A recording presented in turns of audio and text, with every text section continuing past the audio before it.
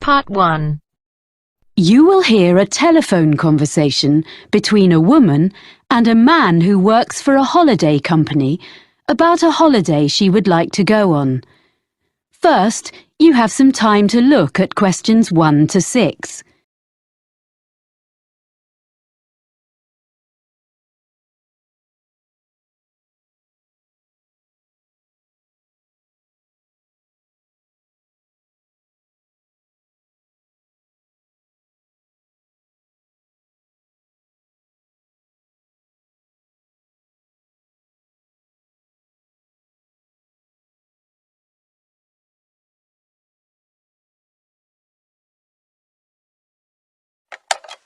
Holidays for you. Sean speaking. Can I help you?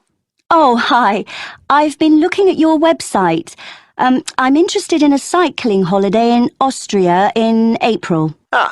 We have 2 trips in April. One lasts 14 days and the other 10 days. I think the 10-day trip is better. So let's see.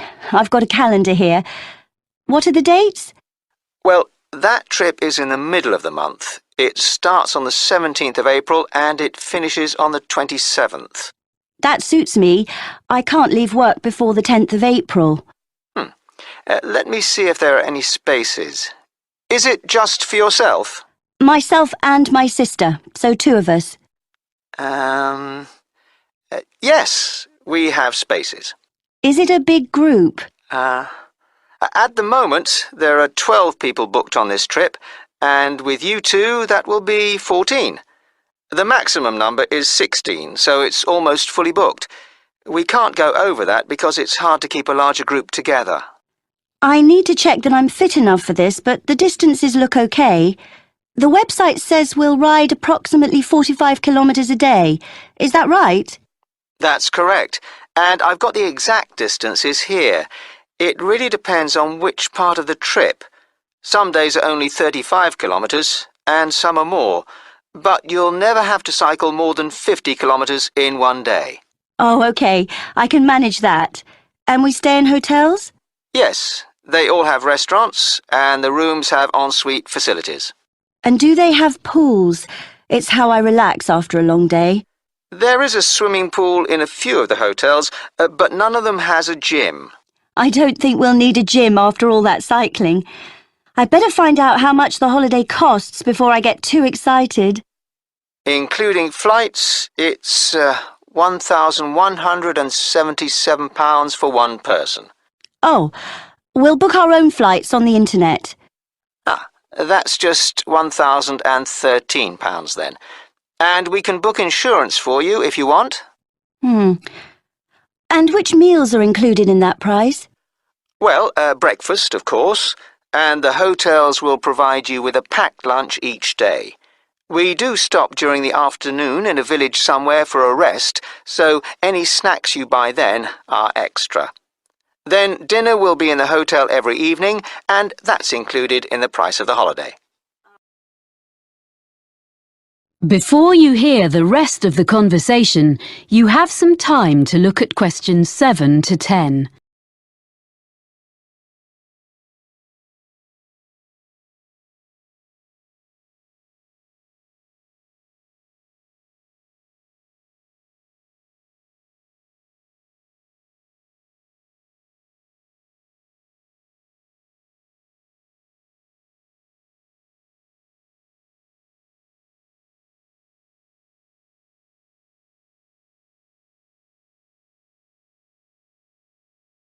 And you provide the bicycles, of course. What else?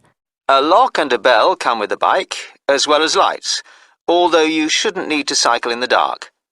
There's a small bag, or pannier, on the front of the bike, where you can put the things you want to take with you during the day, like water or fruit. But we won't allow you to cycle unless you bring a helmet. We don't provide these locally because, like walking boots on a walking holiday, it's really important it fits properly. Okay. If there's any special gear you need for your holiday, we recommend a particular website, and you can get a discount by quoting your booking reference. Great. What is it? It's www.ballantine.com. That's all one word, and I'll spell it for you. www.ballantine.com. Good. I've got that down. I've been looking at your website while we've been talking. I see we cycle along the River Danube. Yes, it's one of Europe's most well-known areas for cycling. It looks fascinating. Lots of beautiful countryside and things to see. I should warn you that we do reserve the right to make some alterations to the route if the weather is bad. Some of the tracks sometimes get very muddy. OK, well, hopefully it won't rain too much. I know we stop in towns and villages, but do we get a chance to look around? Because I'm really interested in history. Oh yes, you get opportunities to explore. Is there something in particular you want to see? There's a theatre in a town called Grine. A friend of mine went there last year and said it was amazing. Let's see. Yes, there's a guide who'll take you round the building. We don't have any other tours arranged, but you can visit several castles and museums on the holiday. Well, thank you for all that information. I'd like to book that then. Right, well, I'll just... That is the end of part 1. You now have half a minute to check your answers.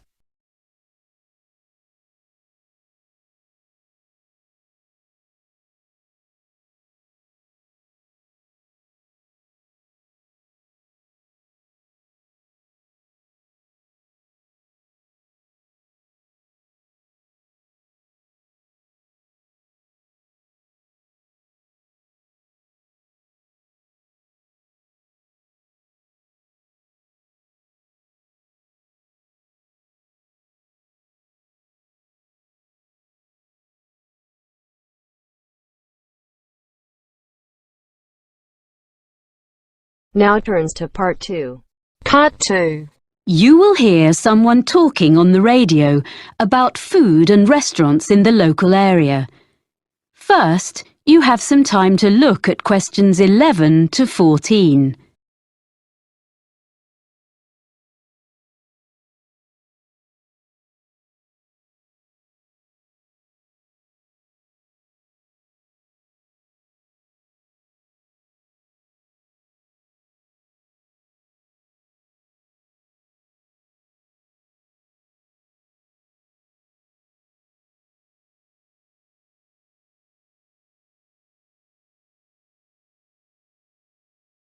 Now listen and answer questions 11 to 14.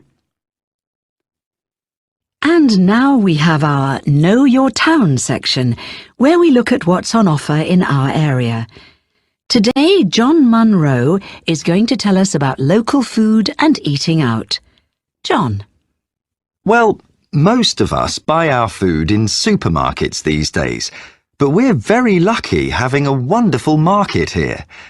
It was originally on the piece of land in front of the cathedral, but at the beginning of the 20th century, it was moved to a site by the river. When the new shopping centre was built in the 1960s, it found a home beneath the multi-storey car park, where it still is, but there are plans to move it back to its previous home by the river. The market is now open 6 days a week. On Tuesday to Saturday, you can buy fresh fruit and vegetables, meat and cheese from the area, as well as a whole range of imported produce. But if you come on a Sunday, you'll find a different market, where craftspeople sell what they have made, things like bags, cards, clothes. During the week, there are a few stalls selling more everyday utensils like saucepans and cleaning products alongside the fruit and vegetables, as well as one new stall selling antique furniture, which is proving to be very popular.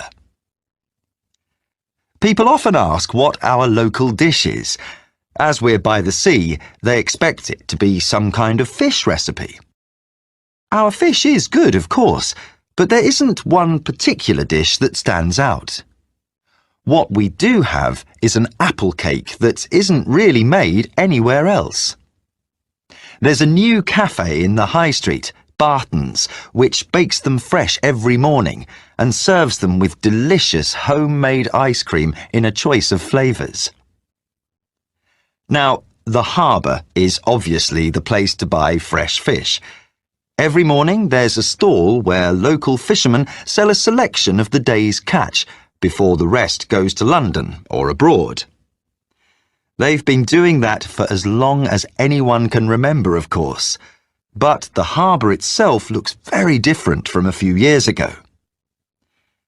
Most of the restaurants used to be at the far end, but that part was redeveloped and the restaurants had to relocate to the other end. Many of them are simply the old ones in new premises, but a couple of new ones have opened recently, so there's a good range now, both in the harbour and the town itself. I'm now going to give you my top 6 places to eat in different parts of the town. Before you hear the rest of the talk, you have some time to look at questions 15 to 20.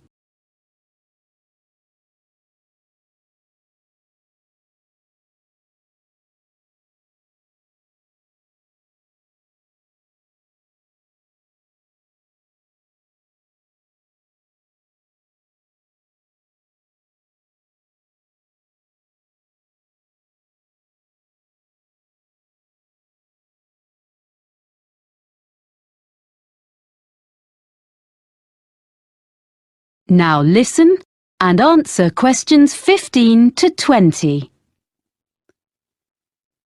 So, number 1 for me is Merryvale's, which is in one of the busiest parts of the town leading down to the harbour.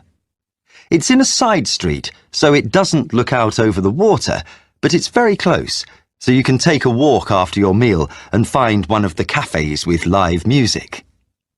At Merryvale's, you can enjoy delicious fresh fish and seafood.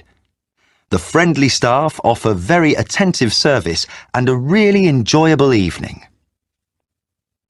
The Lobster Pot is on the main road going down to the harbour, so it also misses out on the sea view, but the food makes up for that. It serves a huge range of fish and seafood, as well as vegetarian and meat dishes, so there's something for everyone. Prices are from mid-range to fairly expensive, so it's really only for a special occasion. Elliot's is in the city centre and is a very upmarket restaurant in the evening, but during the day it serves lunch and coffee. It's on the 20th floor above some offices, and it's a great place to sit for a while, as you can see most of the city spread out from there. It does get very busy though, and you may have to wait to be served. Not far from the city centre is the Cabin, which is on the canal bank. You can't park your car there. It's a 15-minute walk from the nearest car park, but it's very peaceful. A good place to relax away from the traffic. It's not cheap, but it's an ideal place for a long lunch. The Olive Tree is a family-run restaurant in the city centre offering beautifully prepared Greek dishes. It's well known locally and very popular. Service can be slow when it's busy, as all the food is freshly made. There's plenty of room, and on Friday and Saturday nights, the wooden floors resound with live music and dancing, which is certainly worth going for. The last place I want to recommend has only just opened in a converted school building. The old school restaurant has been very cleverly renovated. The use of mirrors, plants and the colours on the walls makes you feel as though you're in a large garden instead of the city centre. There are only a few dishes on the menu, but they change every day. So, Tanya, That is the end of part 2. You now have half a minute to check your answers.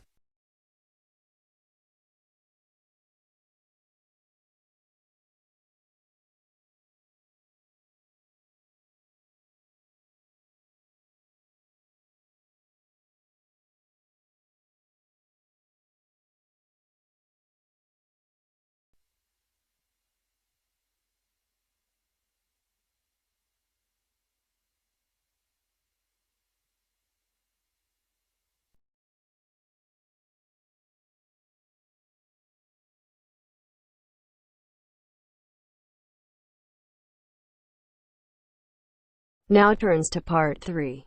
Part 3.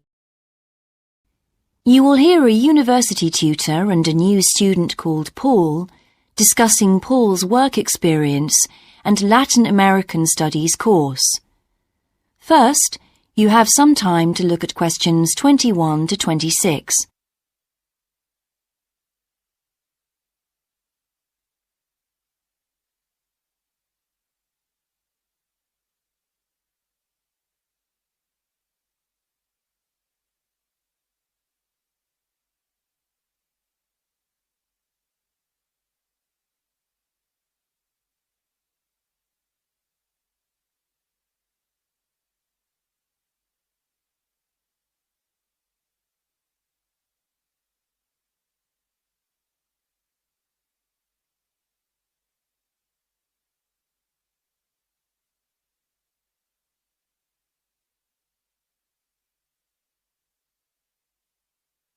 Now listen carefully and answer questions 21 to 26. I've been reading your personal statement, Paul. First, let's talk about your work experience in South America. What took you there? Was it to gain more fluency in Spanish? Well, as I'm combining Spanish with Latin American studies, my main idea was to find out more about the way people lived there. My spoken Spanish was already pretty good, in fact. So you weren't too worried about language barriers? No. In fact, I ended up teaching English there, although that wasn't my original choice of work. I see. How did you find out about all this? I found an agency that runs all kinds of voluntary projects in South America. What kind of work? Well, there were several possibilities. You mean construction, engineering work? Yes, getting involved in building projects was an option.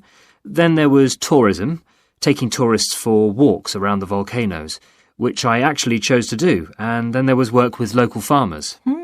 But you didn't continue with that project. Why not?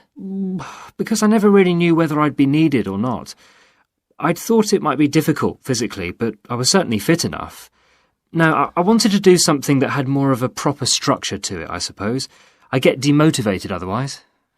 What do you think you learned from your experience? It must have been a great opportunity to examine community life. Yes, but it was difficult at first to be accepted by the locals. It was a very remote village, and some of them were reluctant to speak to me, although they were always interested in my clothes and how much I had to pay for them. Well, that's understandable. Yes, but things soon improved. What struck me was that when people became more comfortable with me and less suspicious, we really connected with each other in a meaningful way. You made good friends? Yes, with two of the families in particular. Good. What about management? Did you have a project manager? Yes, and he gave me lots of advice and guidance. And was he good at managing too? That wasn't his strong point. I think he was often more interested in the academic side of things than filing reports. He was a bit of a dreamer. And did you have a contract? I had to stay for a minimum of 3 months. My parents were surprised when I asked to stay longer, 6 months in the end. I was so happy there.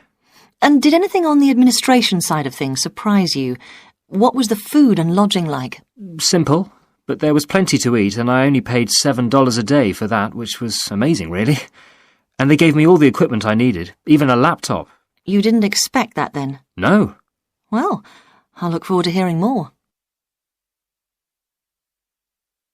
Before you hear the rest of the discussion, you have some time to look at questions 27 to 30.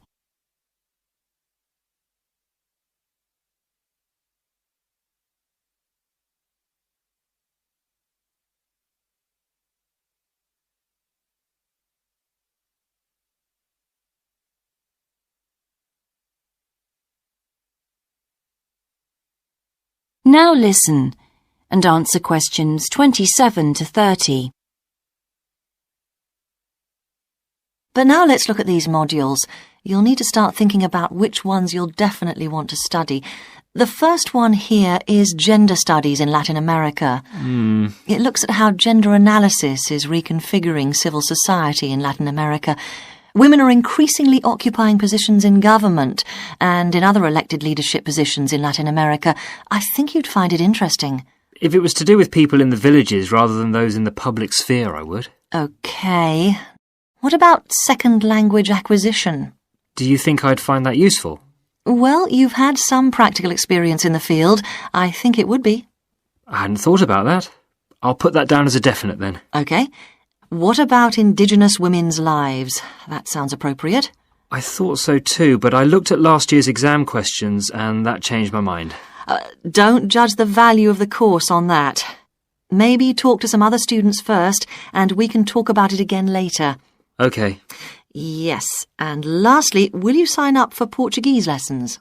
My Spanish is good, so would I find that module easy? Not necessarily. Some people find that Spanish interferes with learning Portuguese, getting the accent right too. It's quite different in a lot of ways. Well, I'd much sooner do something else then. All right. Now, what we need to do is make a...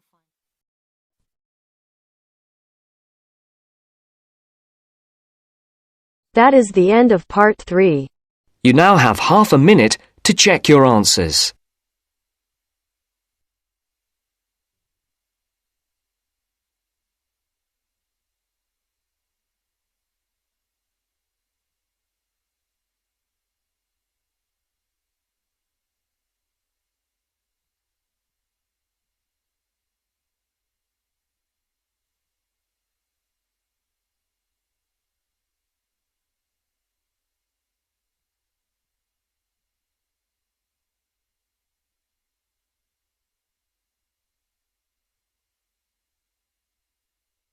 Now turns to part 4.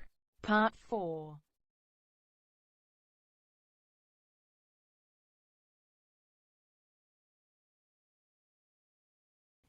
You will hear a lecture about success in business systems. First, you have some time to look at questions 31 to 40.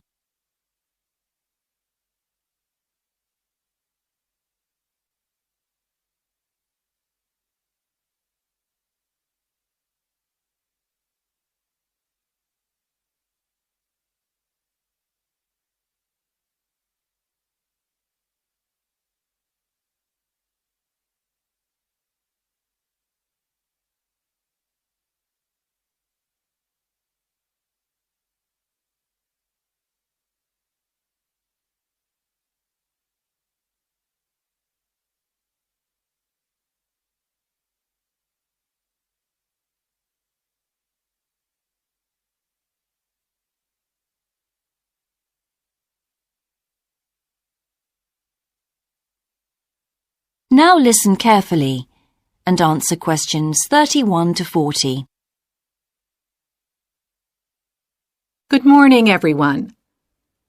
In the last few lectures, I've been dealing with business finance, but now I'm going to move on to business systems. And in today's lecture, I'm going to talk about what can go wrong when businesses try to copy their own best practices. Once a business has successfully introduced a new process, managing a branch bank, say, or selling a new product, the parent organization naturally wants to repeat that success and capture it, if possible, on a bigger scale. The goal, then, is to utilize existing knowledge and not to generate new knowledge. It's a less glamorous activity than pure innovation, but it actually happens more often, as a matter of fact. However, surprisingly, getting things right the second time is not necessarily any simpler than it was the first time. Now, there's been a lot of research into how companies can repeat their previous successes, and it certainly hasn't been confined to the United States.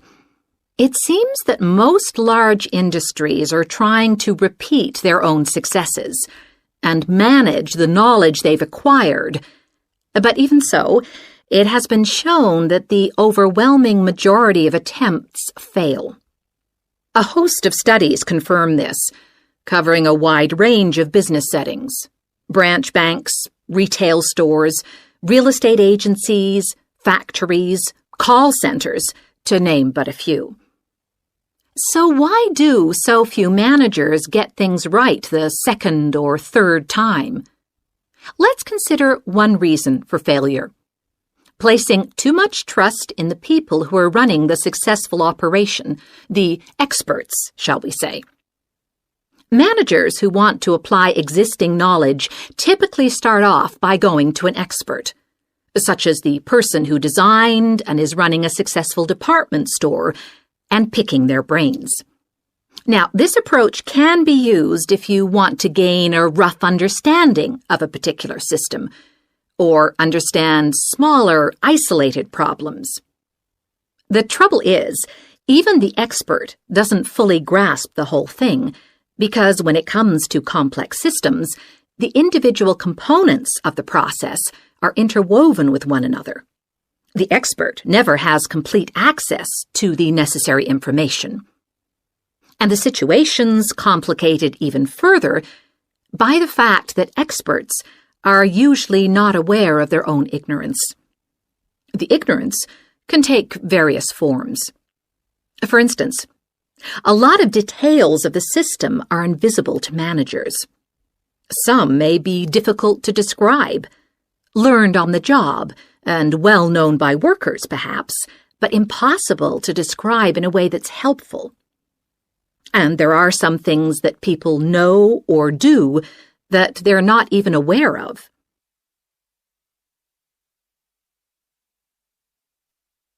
Now, let's consider two types of mistake that can occur when a manager actually starts to set up a duplicate system to replicate a successful process.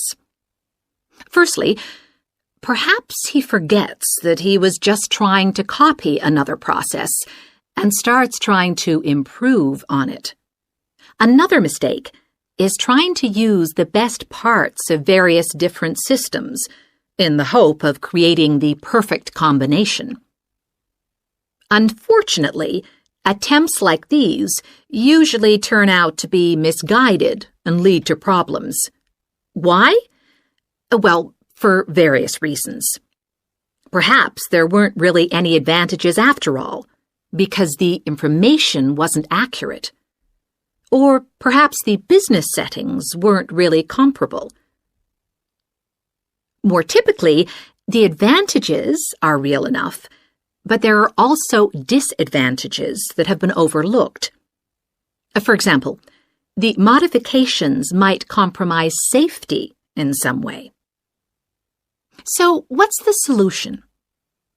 Well, I don't intend to suggest that it's easy to get things right the second time. It's not.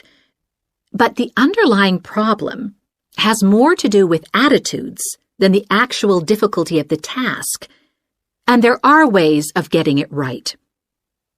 These involve adjusting attitudes, first of all. Being more realistic and cautious, really.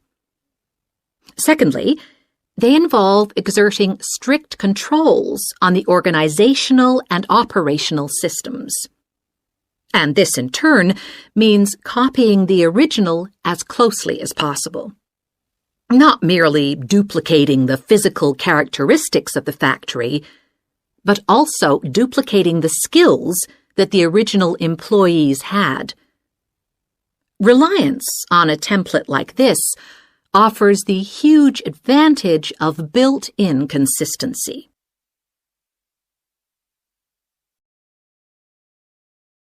That is the end of part 4. You now have half a minute to check your answers.